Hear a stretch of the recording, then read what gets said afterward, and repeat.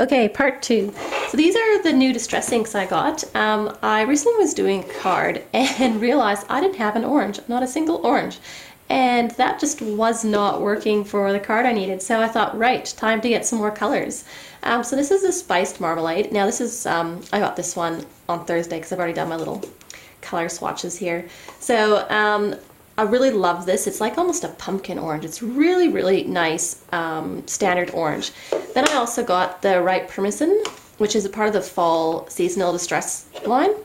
So they're both oranges, but that's the color difference between them. This one's got quite a bit more red in it, so I think they'll be really good for blending together. So it's, I don't know, it's good to have like two of each colors just so you can blend it, and yeah, I'm really happy about being able to add this to my collection.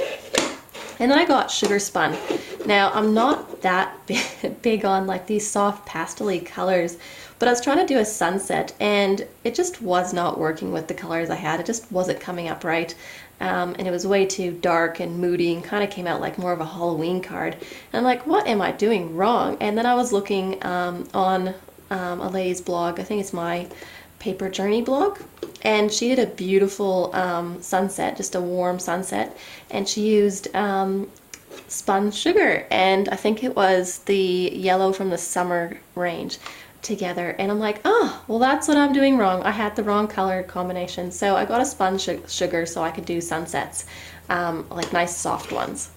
And then I also got, this is again from the fall seasonal distress range, Seedless Preservatives, and it's a purple, so it's nice, really nice, like, I don't know, it's just like the perfect purple actually.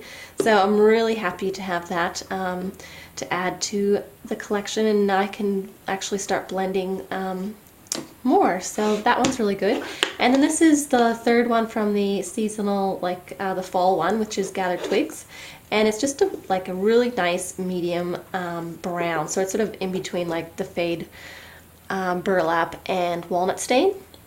And there's like a huge difference between those two colors. So this is like the one in between. So it'll make life a lot easier when I'm trying to pick a brown, and I just couldn't find the right color before. So that's gonna be really good. And like with my distress inks, I use these to watercolor as well. So now I've got 5 more watercolor, not just, you know, ink pads for blending and everything else. I just, you know, dip them onto my craft mat and then take a paintbrush with water and then watercolor with these colors. So now I've got watercolors, extra watercolors as well. So that's added bonus. Then I also got, this is for my watercoloring. This is the Hero Hues dye ink. They've got a black one and they've just come out with the brown bark, which is really good because I do a lot of watercoloring and I always had to use a black ink to stamp with. So now I have a brown, which is just a slightly different, softer look. You can go for like more of a vintage look or anything like that, or, you know, maybe just soften rather than just black. So now I have 2 choices. I can stamp with the dark brown, and that's sort of the brown color that it comes out with. So it's relatively dark brown, which will be nice. So it's not black, but it's going to be really good to just have a bit of variety so I can stamp and then watercolor with it. So happy to add that one to my collection. And then I got this little guy.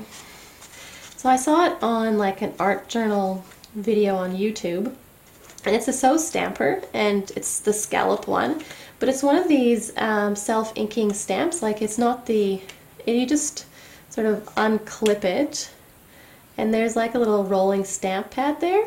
And they were just using it to add texture, and they would just roll it along the lines, and it, like, you know, on art journals, you don't need to be perfect if you don't want to. So this was just really quick, and it was super easy, and I think it was only like, I don't know, $3.50 or $4 for it. So I thought, yeah, that would actually be worthwhile, just having something little quick and easy and rolled around. It looked really neat around, like, to frame objects, which is what I liked about it. So, and like the edges of the art journal. So I just thought, yeah, why not? I'll give it a try. So it's from We Are Memory Keepers too. So that's that one. And then I got this stuff. So this has been on my wish list, I don't know, since I first discovered Simon Says Stamp, and I thought, right, I think I need to get this if it's still there.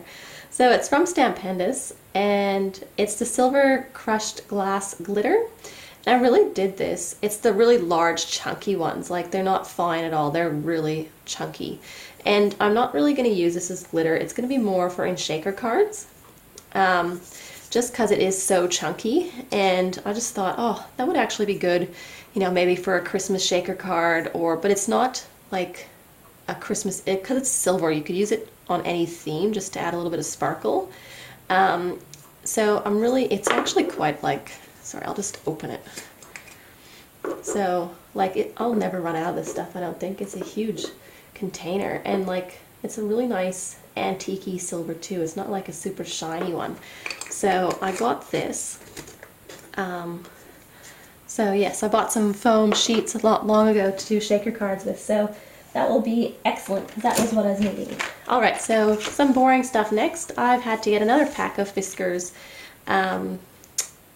blades. They just don't, like, these are the titanium ones, but for me down here in Australia and it's humid, they do not last that long. Like, I can see videos and they say they have never changed theirs and it's been like a year, and I mean, I've changed mine 3 times and it's been a year. So I think it's just the humidity, and they just don't last as long. So I've just put in the last one I have in my stash. So I've just gone and bought 2 more, and because the dollar's dropping, I'm not too sure how far it will drop, so I just want to stock up on some of the things that I know I'm going to need. So I probably won't need these for another 3 months because I just changed mine, but I wanted to have them on stock just in case. So I grabbed those.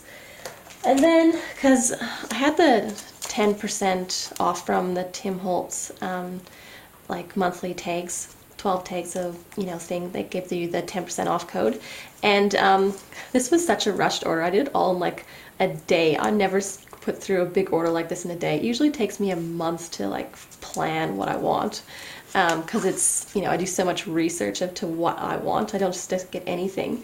And I was trying to get the over the 350, and there's a heap of stuff that was out of stock, and so I was sort of like scrambling on what to get for the last $20, and so I could get over that $350. So I ended up just like, yeah, let's get 3 more packs of foam pads because I know I'm going to need those.